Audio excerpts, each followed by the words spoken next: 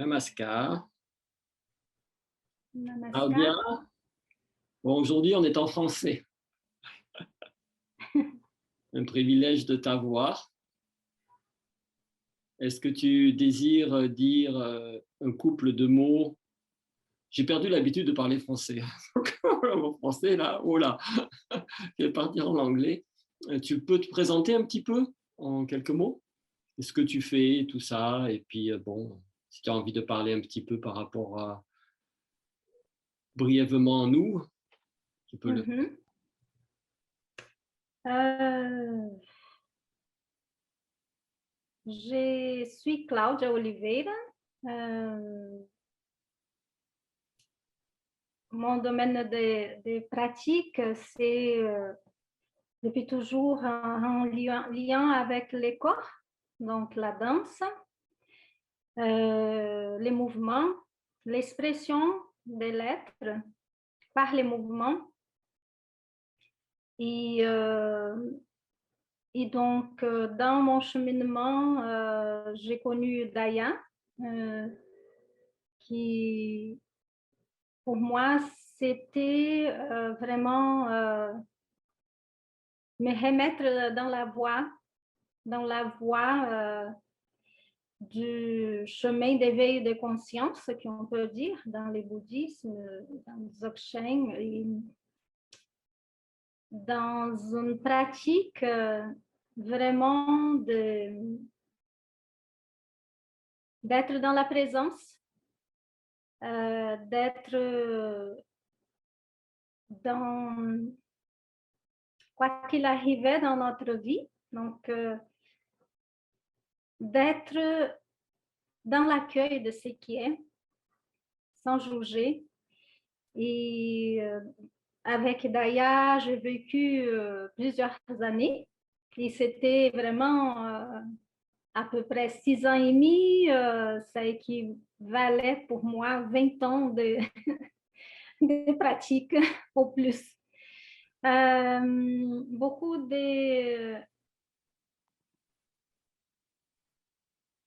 Beaucoup de choses, je ne sais même pas par où commencer, parce que tout,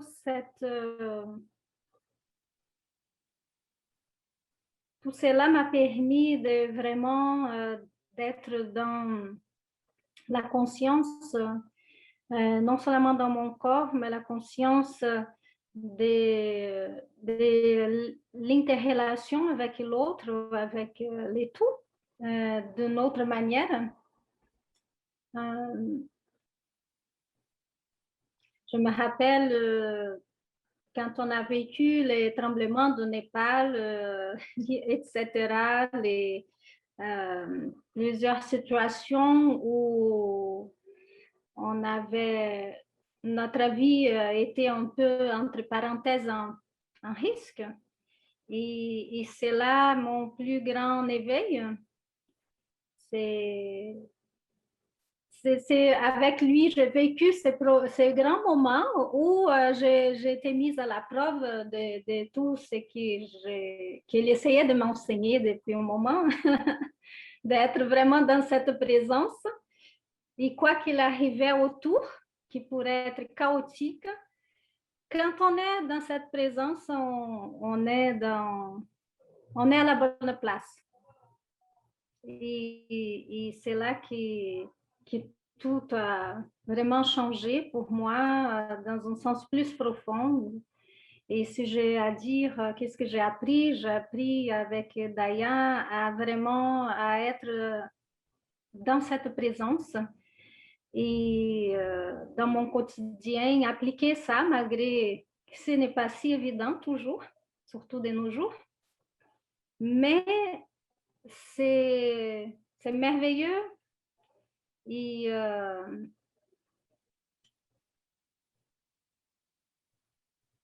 accueillir aussi tout ce qui se passe sans juger, sans donner pas trop d'importance non plus, mais d'être conscient et éveillé sur tout ce qui se passe. C'est un peu c'est difficile à dire dans peu de temps, mais c'est un peu ça et plus. Ok. Merci Claudia. Donc à présent, est-ce que maintenant tu as des questions à me présenter? Oui, Ça va être la surprise. Je ne sais pas quel sujet tu vas aborder. oh là là, il y a tellement de questions, mais effectivement, c'est de tout ce que j'ai vécu et en ta présence. Et qu'est-ce qui, au niveau de l'éveil de conscience, au niveau euh, de tout ce qui s'y passe sur Terre, et au niveau de ta pratique, que ce soit en contact avec le taoïsme, le bouddhisme, le dzogchen, etc., les zen, qu'est-ce qui t'a permis ou qu'est-ce qui te permet de continuer malgré tous les obstacles et obstructions, malgré tout ça, quel est le moteur qui te fait continuer à avancer à chaque jour? Et si tu nous avais quelque chose à dire dans notre chemin des pratiques pour continuer malgré les obstructions. Je dirais pratiquement que c'est une question de vie ou de mort. Sans, à travers l'expérience que j'ai eue de la pratique au cours de ces années et comment elle m'a aidé à rester en premier, à découvrir ma véritable nature, puis après à pouvoir rester dans cette nature-là. Et donc, lorsque je deviens conscient que, par exemple, l'état naturel n'est plus là, cette instance présence n'est plus là, présente en moi, dans un sens conscient, parce qu'elle est toujours, hein, c'est éternel, mais elle n'est pas consciente. À ce moment-là, la pratique me permet de retourner à la maison. Et ça, c'est la maison, ça, c'est ma maison. Pour moi, si je ne suis pas dans cet espace-là, ça veut dire que je suis mort, quelque part. Je deviens comme un zombie. Je n'ai plus de raison réelle d'être. Parce qu'à ce moment-là, on peut devenir manipulé par des forces adverses, que ce soit de différents plans, ou par des conditionnements de cette société, comme l'on voit aujourd'hui à travers toute cette pandémie qui circule sur la Terre. Depuis la pandémie, j'ai voyagé énormément, rien à arrêter mon travail pour permettre la continuité de l'évolution planétaire et humaine et au-delà. Et toujours dans cette confiance de suivre et ma guidance, dans cet abandon, on continue. Il n'y a pas d'imposition extérieure qui va dire ah ben oui, t'arrêtes maintenant, tu ne peux pas faire ça. Ça, comme tu dis, il y a beaucoup d'obstacles. Oui, ben, on va au-delà des obstacles. Et il y a seulement la pratique qui peut nous aider à aller au-delà des obstacles. Hein. C'est sûr que bon, quand on voit d'autres périodes où les anciens, les maîtres auparavant, ils vivaient dans la nature et tout, ce n'est pas la même situation qu'aujourd'hui. Les forces adverses étaient différentes, malgré qu'il y avait sur certains plans plus subtils, dans différentes dimensions, le même combat qu'il y a aujourd'hui. C'est la même chose, hein, ça remonte vraiment jusqu'à l'époque de Shiva qui a su vaincre les Asuras pour de manipulation de la terre, Non, on ne va pas rentrer dans toutes ces histoires, mais ça existe depuis des milliers d'années. Donc on continue, c'est juste que la forme, elle change. Et donc qu'est-ce que l'on veut? On veut devenir, sans le vouloir, codépendant de toutes ces forces-là et être manipulé par tout ça, parce que c'est nous qui choisissons d'être manipulés, hein. Il n'y a personne qui nous manipule. Hein. Si on est dans notre force intérieure, dans notre alignement, Il n'y a rien d'autre d'extérieur qui nous manipule. Si on se laisse faire, ben on est manipulé. On peut, tout ça, c'est en français, un hologramme. Hein. On crée notre propre hologramme de manifestation. Si on désire être dans un hologramme de codépendance, de peur, de manipulation, à ce moment-là, ce qui va se passer dans notre vie est très différent que si on est dans notre hologramme de notre essence, du rayonnement de notre véritable nature. Hein. Donc, ce qu'on appelle dans Dzogchen l'état naturel ou l'état du Tao, ou dans le divin intérieur, l'état christique qui se manifeste. C'est un état d'être. Hein. Donc, c'est notre choix. Qu'est-ce que l'on veut? Est-ce qu'on veut rester dans cet état-là et le vivre pleinement pour complètement réaliser? C'est même pas une question de réaliser, c'est une question d'être et de rayonner et de faire bénéficier le monde pour que la planète et toute vie puisse continuer à évoluer, ou on tombe dans ces genres de manipulations-là. C'est notre choix. Donc, je veux dire, moi, mon choix, il a été très clair depuis très, très longtemps, c'est de continuer à être qui je suis et de rien compromettre par rapport à ça. Je comprends mon rôle sur la Terre, je suis dans ce rayonnement-là, dans cette présence infinie, et je fais tout ce qu'il faut pour que cela ne soit pas altéré. Parce que bon, être dans la présence elle-même, une fois qu'on y est, ça ne demande pas de pratique, ça demande juste de la relaxation, de rester dans cette instance présence, dans cet état naturel. Mais après, vu que l'entourage est très instable, et aujourd'hui on a les infusions électromagnétiques, les infusions de la Wi-Fi, des satellites, on est tous, tout ça, ça nous affecte, ce n'est pas naturel, tout ça, c'est vraiment pas naturel. Ça, c'est plus difficile que les ondes de pensée des êtres humains. Ces choses-là n'existaient pas à l'époque de Padmasambhava, Babaji, Jeshua, Marie-Madeleine, Tara. Ça n'existait pas, tout ça. Il y avait les influences de forces chamaniques et différents types d'entités comme il y a toujours eu, il y a toujours. Mais maintenant, on a en plus toute la création humaine à travers l'électromagnétisme et les ondes de Wi-Fi. Donc ça demande encore plus d'efforts. Donc à ce moment-là, quand on voit tout ça, la pratique est encore plus nécessaire.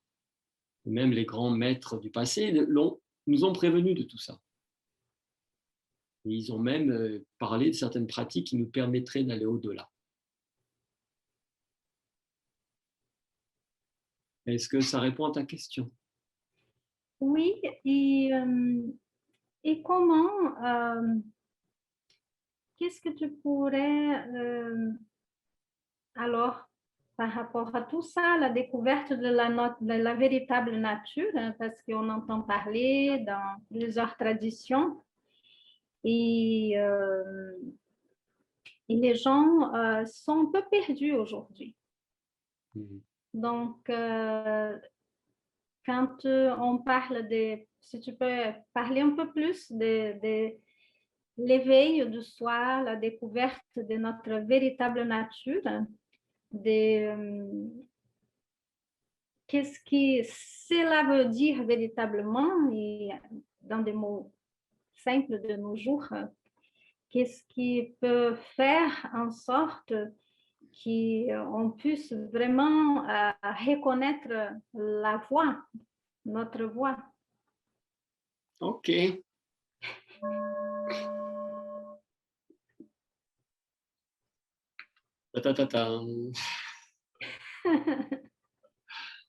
Bon, c'est un grand sujet. Hein. Bien sûr, j'ai mon idée par rapport à ça. Donc, je peux seulement partager mon idée. Comme tout ce que je dis, c'est mon expérience, c'est mon idée. Je ne parle jamais d'une vérité absolue, parce que la vérité absolue, c'est celle que vous découvrez en vous-même et personne d'autre. Mais malgré ça, avoir un enseignant, un guide ou un maître, c'est comme vous voulez l'appeler, parce qu'aujourd'hui, la parole de maître a été très assombrie, on va dire. Hein. Et ce que je me rencontre de plus en plus, il y a très peu de gens, il y a beaucoup de gens qui en parlent, donc il y a énormément de blablabla autour de ça aujourd'hui, mais il y a encore plus d'incompréhension parce que l'Internet est saturé d'informations. Et maintenant, il y a beaucoup de personnes qui vont faire plein de choses sur Internet et qui, en fin de compte, c'est un échappatoire. Au lieu de leur permettre d'aller plus en contact avec eux-mêmes, ils peuvent s'illusionner dans leur état. Ils sont là, tout seuls, dans leur espace, ils peuvent fantasmer avec tout ce qu'ils veulent et écouter des enseignements qui sont probablement valables, certains, mais pas forcément tous. Donc la présence, le contact direct avec des personnes, on va dire, entre guillemets, plus évoluées ou qui ont réalisé leur état naturel est indispensable. Sinon, on peut vraiment s'illusionner et se perdre. Cette connaissance-là, elle a été déjà parlée par les grands maîtres de différentes traditions depuis très très longtemps. Donc aujourd'hui, il y a vraiment une chose que j'invite les personnes, c'est à être honnête avec elles-mêmes. Et de ne pas se perdre dans toute cette infinie, toute cette vastitude d'informations que circulent aujourd'hui. Hein. Il y a plein de gens qui parlent d'état naturel et tout ça, mais ils n'ont aucune idée. Parce que c'est devenu à la mode. La nature est à la mode. On fait ce que l'on veut, c'est à la mode. Et tout est devenu marketing. Non, d'aujourd'hui, il y a des enseignements comprennent plein de paroles, plein d'aspects. Beaucoup de gens vont saisir un aspect et vont faire marketing pour cet aspect-là. Donc, c'est des petits morceaux, c'est des fragments. Et il manque tout l'ensemble. Il y a besoin de réconcilier avec les traditions pures, où il y a vraiment une transmission. C'est impossible pour un individu en une vie de dire je réalise ma véritable nature s'il n'y a pas eu un travail de fait en direct avec quelqu'un qui a déjà cette expérience, qui peut confirmer, qui est comme un miroir. C'est intéressant que tu dises ça parce que hier, avec l'interview avec Kai, ça a été aussi, il parlait son expérience par rapport à ça. Comme toi, tu as mentionné juste avant aussi. Donc, ce que j'aurais à dire, c'est qu'il ne faut pas s'illusionner. Il faut être dans l'honnêteté avec soi-même et dans la transparence totale avec son être. Et que c'est important de vraiment voir où on se trouve, de savoir le reconnaître. Si on dit à un enfant, va chercher ce bol rouge, si c'est parce que c'est qu'un bol ou si c'est parce que c'est rouge, il ne va pas pouvoir aller le chercher. C'est comme tout est basé sur l'éducation. Donc l'éducation, là aussi, est nécessaire. Parce qu'il y a trop de pollution extérieure qui nous affecte. Si on va dans la nature, on vit dans la nature complètement, il y a beaucoup plus de chances. OK, on va pouvoir peut-être retrouver cet état naturel en nous et arriver à le vivre complètement. Mais maintenant, de nos jours, il y a eu tellement déjà d'empreintes du passé. Depuis qu'on est né, on est influencé par toutes ces ordres de pensée, tous ces conditionnements qui nous ont éloignés complètement de notre véritable nature. Donc, on peut se perdre facilement. Alors maintenant, aujourd'hui, on voit aussi beaucoup de monde qui se tourne vers ce qu'ils appellent les plantes de médecine. Et là aussi, ils se perdent complètement. Parce que justement, il y a très peu de personnes qui ont la capacité de guider les personnes à travers cherche en français, ces voyages sacrés à l'intérieur d'eux-mêmes. Et il n'y a plus de préparation aussi. Donc après, les gens, ils sont perdus, ils se perdent encore plus, ou ils sont dans des illusions encore plus grandes. Le chemin, il est très simple, mais il faut pas... Oui. C'est difficile ce que tu demandes là, à exprimer complètement, parce que ça touche tellement de sujets. Donc pour résumer, je pourrais dire, soyez honnête avec vous-même. Soyez honnête avec vous-même. Vous ne mentez pas. Ça, c'est le plus important.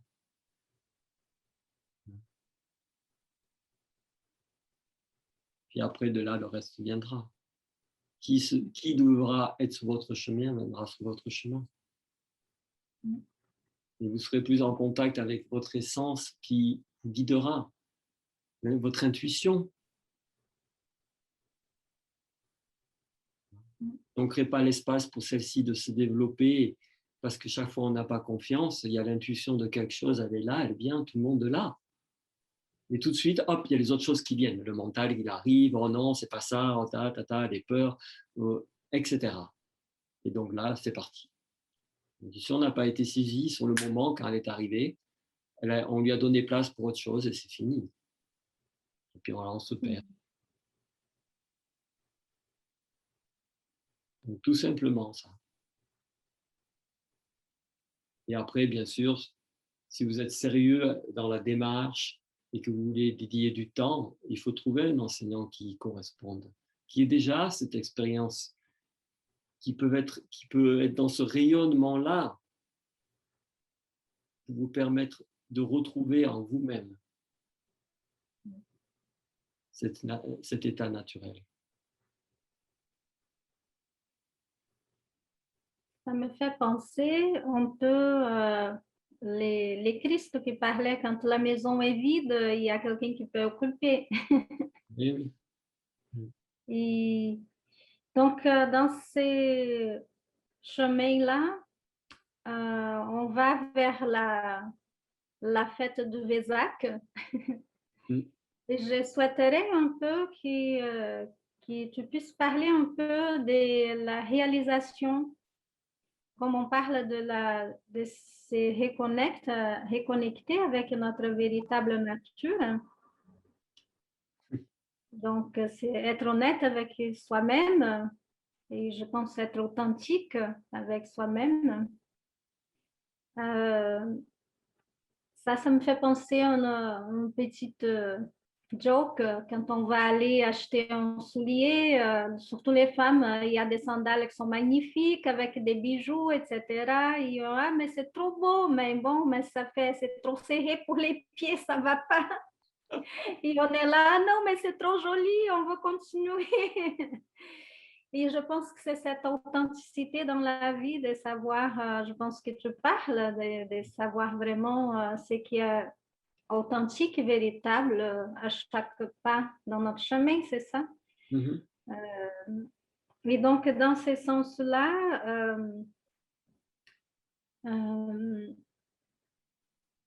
la réalisation, c'est qu'on est venu réaliser ici sur Terre. Donc, j'aimerais si tu peux parler un peu de ça. Et aussi, il y a plusieurs types de réalisations dans le bouddhisme.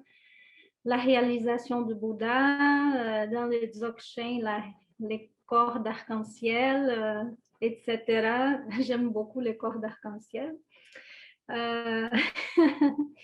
J'aimerais bien, si tu peux parler un peu de ces maîtres, de ces réalisations, de ces enseignements qui étaient laissés par les Bouddhas, les Christ, voilà, dans les Dzogchen aussi. Ok.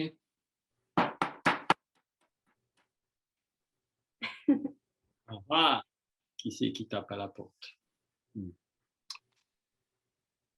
Ok. Il y a beaucoup d'incompréhension à ce sujet-là. Énormément. Beaucoup de fantaisie aussi. Beaucoup de mystère. Les gens, ils aiment créer des choses mystérieuses, mystiques. En fin de compte, il n'y a rien de tout ça, vraiment. Dans tout, que ce soit qu'on dise qu'on prend le Christ, Yeshua, avec ce qu'il a réalisé, que l'on prenne Bouddha avec ce qu'il a réalisé, Garab Dorje, Gogo Rinpoche, Tara, Kuan Yin, Marie-Madeleine, non? Ils ont tous réalisé la même chose. Ils ont réalisé leur état naturel. Mais ils sont des êtres différents, qui portent des empreintes en eux-mêmes qui ne sont pas les mêmes. Des empreintes qui viennent de leur vie passée, de leurs antécédents, des empreintes qui viennent du fait qu'ils n'ont pas la même, on va dire, dharma en tant que mission de vie à réaliser. Ils sont venus à différentes périodes. Tout cela donne des éléments qui font que ce qu'ils ont porté en avant est différent. Mais ils ont tous réalisé la même chose. Et ce n'est même pas une réalisation en plus, parce que c'est quelque chose qui est en nous depuis la naissance, depuis la vie, et qui reste en nous pour l'éternité des temps. Mais seulement, c'est caché, c'est voilé, et ça laisse la place à d'autres choses de prendre possession de notre être. Et c'est ce que je parlais avant. Le Bouddha, il a réalisé sa véritable nature. Le Christ, il a réalisé sa véritable nature. Lao Tzu, il a réalisé sa véritable nature. Marie-Madeleine aussi. Tara aussi. Kuan Yin aussi. Etc. Donc, il n'y a qu'une chose qui est importante. C'est de reconnecter avec son état naturel. Parce qu'il est là, il est toujours là en nous. Il n'y a pas d'état d'éveil, proprement dit, comme on pense. Ah oui, je dois atteindre l'éveil. Mais il n'y a rien à atteindre. Je dois juste reconnecter. Je dois juste laisser l'espace pour que ce que vous appelez l'éveil soit là et puisse se manifester. Après, on a eu quelqu'un comme Bouddha, fils de roi, que son père pensait qu'il allait devenir un grand roi, mais bon, ce n'était pas sa destinée. Il était venu là pour autre chose. Et donc, il faut retourner dans l'histoire de cette période pour comprendre pourquoi il a apporté ce message. Et c'est la même chose pour Yeshua, Christ. On doit comprendre l'histoire de cette période à laquelle il est arrivé. Pourquoi il a passé le message de cette manière? Donc chacun, comme moi, je suis là, je ne me dis pas que je suis Christ Bouddha, mais je suis là, en moi-même, je porte un message, je porte une façon de transmettre ces enseignements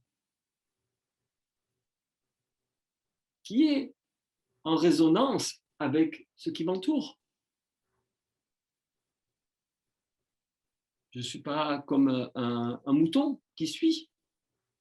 Il y a eu une période où j'ai dû suivre les différents maîtres que j'ai eus. Malgré ça, mes maîtres, spécialement mon maître Dzogchen Lankanda Rinpoche, il a toujours été avec moi. À chaque fois que je lui demandais quelque chose, il me renvoyait à moi-même. Il ne m'a jamais donné une réponse. Jamais. Chaque fois que je lui parlais. Et pour moi, il était comme ça, à chaque fois. Pa, pa, pa. Avec certains, il n'était pas. Mais il savait que je pouvais prendre. Donc, il a toujours été comme ça. Et ça, c'est le plus grand cadeau qu'il a pu me faire. C'est toujours, on revient. Et il était dur avec moi. Après, ça ne veut pas dire qu'il était comme ça avec tout le monde. Mais je peux dire, dans ce côté-là, j'ai beaucoup appris. Et après, c'était l'abandon à la pratique. Avoir confiance aux enseignements, c'est indispensable. Si on n'a pas confiance aux enseignements, ce n'est pas possible. D'ailleurs, l'autre jour, avec un de mes autres élèves, Kai, qu'on a fait l'interview, c'est en anglais, il parle de ça. Il m'a demandé à ce sujet-là. Parce que ça a été quelque chose pour lui. Il a besoin de travailler. Puis quand il a commencé, il a fait le clic en lui. Ah oui, l'abandon, la dévotion, tout ça, c'est ça. C'est ce que j'ai réalisé à l'intérieur. Et après, je dois créer l'espace pour que ça puisse se développer à travers les pratiques qui sont des outils, des méthodes pour nous permettre de développer.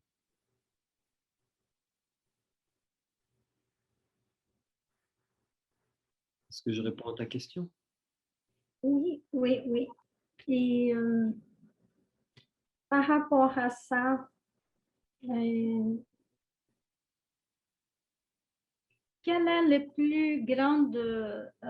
parce qu'on voit aujourd'hui, moi dans mon entourage personnel, il y a certaines personnes qui veulent s'en sortir, qui veulent vraiment, mais c'est comme s'il y a toute une sorte de sable mouvant qui les empêche des fois de, de vraiment faire les sauts quantiques. Et je dirais, je pense, comme tu as dit très bien, il y a beaucoup de choses. Il y a cette planète, la Terre, c'est comme un grand, comme je dis, un parc de diversion. On a de tout. C'est très beau, on peut vivre toutes les expériences, mais c'est difficile des fois de ne pas se laisser happer par les manèges qui sont présentés. Et ce que j'observe, c'est que des fois, c'est quel attribut que la personne doit connecter vraiment pour pouvoir vraiment libérer, parce qu'il y a non seulement l'extérieur, mais aussi à l'intérieur de soi-même, il y a plusieurs choses qui peuvent l'empêcher. Et à ce moment-là, quel conseil pour les gens qui sont dans le chemin, ou l'entourage, notre entourage proche, parce que des fois on voit, mais on ne peut pas des fois changer tout le monde autour de nous, seulement par notre rayonnement, comme tu dis, notre propre ce qu'on dégage. Mais je réalise des fois que c'est là, c'est présent. Okay, C'est présent, c'est... Je ne sais pas si je me suis fait comprendre. J'ai compris. J'ai compris. Il y a beaucoup de gens qui ont, c'est mon expérience que je vois aussi par rapport à certaines personnes, qui ont un souhait que les choses aillent mieux, mais quelque part, ils ne veulent pas changer. Donc, je dirais que c'est ça le grand obstacle. Pour dire, OK, pour pouvoir arriver à ce que les choses soient meilleures, on va dire comme ça, il faut d'abord savoir laisser aller tout sans peur du changement. Tu vois, certaines personnes, je donne un conseil, 5 ans après, ça va être le même conseil. Ils n'ont rien fait. Ils n'ont pas fait ce qu'il fallait pour changer. Donc, comme on dit, quand Bouddha dit, tu as la souffrance, ben, il faut aller à la cause de la souffrance et l'enlever. Tu enlèves cette cause. Donc, en général, la vie des gens est toujours basée sur une cause d'une souffrance principale qui les empêche de pouvoir changer. Et donc, cette cause-là, une fois qu'ils l'ont identifiée, ils vont essayer, oh oui, je peux la transformer, je peux faire ci, je peux faire ça, mais ils n'enlèvent pas, ils n'enlèvent pas. Elle est toujours là, elle va changer de facette, elle va changer d'aspect. Et quelque part, ils se nourrissent de ça. Et donc, ils ont peur de ce vide intérieur qui va arriver lorsqu'ils vont s'en débarrasser. Parce qu'ils n'auront plus cette nourriture psycho-émotionnelle. Donc, la première des choses à faire, c'est vraiment de couper ces cordons auxquels nous nous nourrissons de l'extérieur. En général, ce sont des attaques psycho-émotionnelles. Parce que du mental, ça descend aux émotions. Il y a la pensée, elle crée, et l'émotion vient de la pensée, du type de pensée qui est créé, et etc. Et c'est comme ça que les gens se nourrissent, la plupart du temps. Donc, il faut savoir, lorsqu'on reconnaît, OK, là, j'ai cette souffrance, ça vient peut-être d'une problématique, on va dire, avec quelqu'un ou autre, on sait très bien qu'il n'y a pas de possibilité de transformation de la situation parce que là, il n'y en a pas un, c'est deux. Mais la personne elle-même, elle dit toujours « Ah oui, mais c'est moi, je peux transformer, je peux transformer ». Là, c'est plutôt la fierté individuelle qui dit « Oui, je suis capable, je suis capable, je suis capable ». Hein, et puis le temps passe, et les choses changent d'une facette, vont d'une autre facette, mais il n'y a rien qui change. La souffrance qui en est, elle est toujours là. L'attachement qui en est toujours là. Donc le cordon énergétique qui relie les deux personnes ou la situation est toujours là. Donc il n'y a pas de possibilité d'évolution. Il n'y a pas de possibilité à ce que l'être devienne libre. Et pour qu'il puisse se retrouver vraiment dans son essence et à pouvoir manifester sa couleur. Donc le gros problème pour la plupart des gens, il est là. Et quel est l'outil? Qu'est-ce que c'est être libre? Quel est l'outil principal selon toi? Il n'y a pas d'outil, Claudia. C'est tout un processus. L'outil, il est adapté à chaque individu. Souvent, les personnes, il va avoir une méthode, on va dire méthode et outil, hein, qui va être plus efficace. Et pour une autre, ça va être autre chose. Donc, c'est important d'être à l'écoute de l'affinité, aussi bien au niveau des enseignements, qui nous correspondent plus. Il y a des personnes qui vont dire, on va dire, ah oui, cet enseignement il est plus bas, cet enseignement est plus élevé, mais ce n'est pas une question de ça. Qu'est-ce qui est adapté à nous? Et c'est là qu'il faut être honnête. Même si on prend, par exemple, dans le bouddhisme, où on part avec le Hinayana, Mahayana, Vajrayana, les trois niveaux, hein, dans le Hinayana, il y a beaucoup, c'est la voie du renoncement. Après Mahayana, on commence plus un peu plus vers le milieu, et Vajrayana, c'est la transformation, c'est le chemin tantrique. Et après le Dzogchen. On ne peut pas dire qu'il y en a un qui est meilleur que l'autre. On va dire, qu'est-ce qui est adapté à la personne? Quelles sont les capacités de cette personne? C'est tout. Donc c'est pareil pour tout. On ne va pas dire, bon, est-ce que c'est mieux dans le bouddhisme, c'est mieux d'être dans les enseignements christiques? Non, ce n'est pas ça la question. Parce qu'aussi, chaque individu a des connexions, des alliances qu'il a faites des vies passées, des connaissances qu'il a accumulées des vies passées. Donc, lorsqu'on retrouve certains chemins, certaines voies dans cette vie-ci, on reconnecte avec tout ça. Et ça permet d'avancer plus rapidement aussi, d'avoir plus de soutien sur les dimensions subtiles.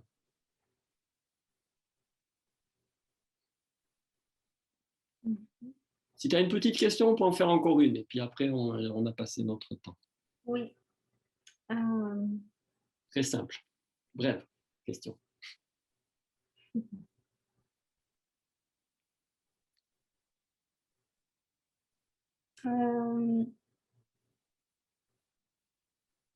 Tu as parlé de cette présence, de notre rayonnement, de notre connexion avec notre véritable nature. Et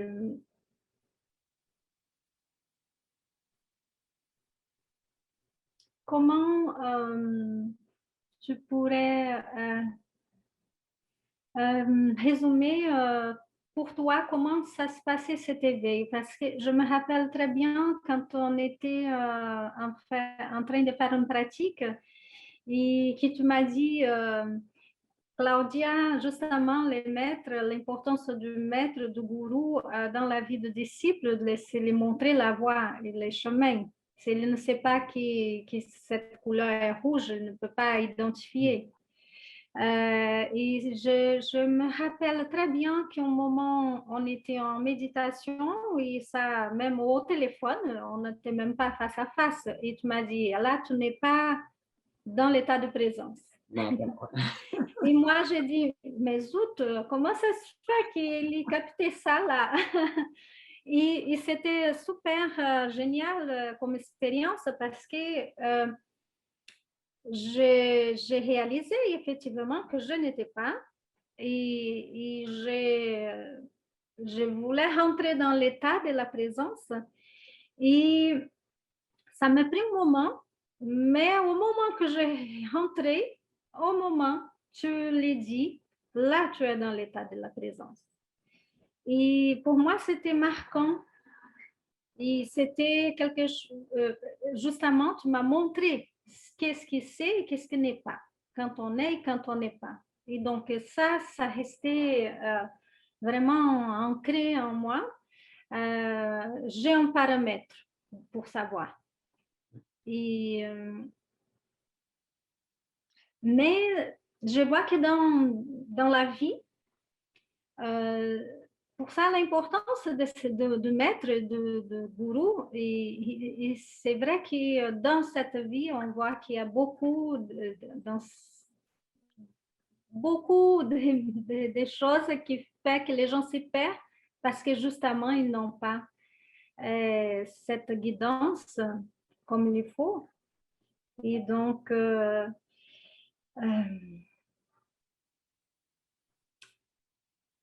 je parle pour moi dans mon quotidien, comment faire alors on doit respecter le libre arbitre de chacun et de laisser chacun suivre et être ce qu'il veut.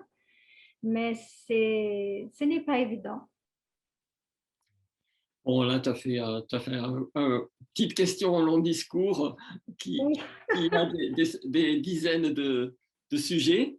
Mais bon, je vais synthétiser. Bon, en bref, tu as vraiment partagé que oui, sans la présence du maître, de la personne qui a la capacité d'accéder, de sentir les différents états de, de l'élève ou de la personne qui est devant, c'est impossible parce que la reconnaissance doit être là. Donc ça, c'est le premier statement, la première affirmation de Garab Dorje, hein, maître Dzogchen. Non, en premier, il y a l'introduction directe. Dans l'introduction directe, comme ce que tu as dit, crie-là, toi, tu as expérimenté directement cette introduction. À ce moment-là, malgré que tu en as eu plein d'autres avant, mais à ce moment-là, c'est là que ça a fait le clic.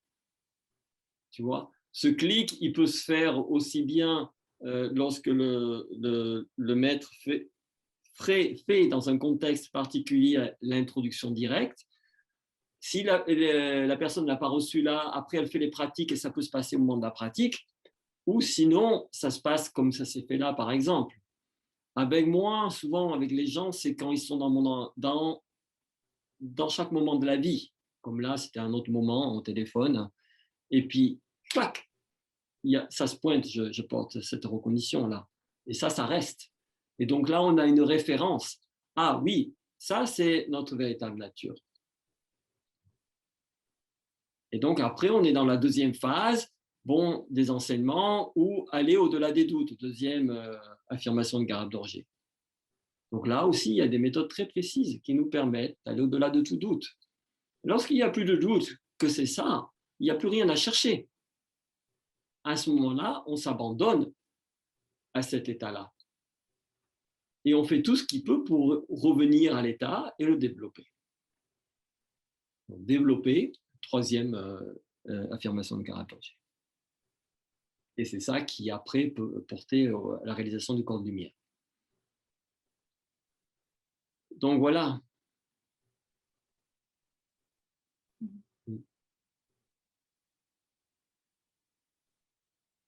Est-ce que ça a répondu? Oui, très bien. OK. OK, Claudia, ben, je te remercie. Namaskar. Merci beaucoup. Namaskar. Avant de finir, est-ce que tu peux partager avec nous un petit chant, celui-là de ton choix? Que nos auditeurs puissent entendre ta belle voix.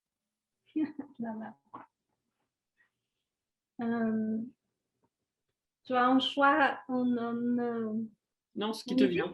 Ce qui te vient.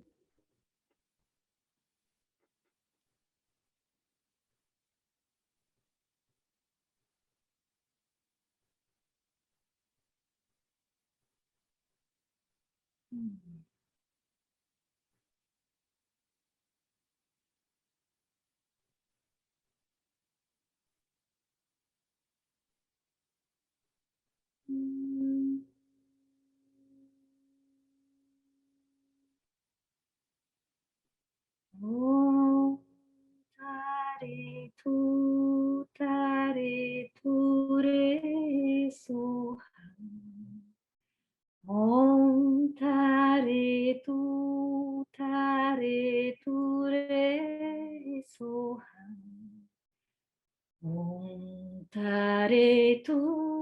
tare tu re soham.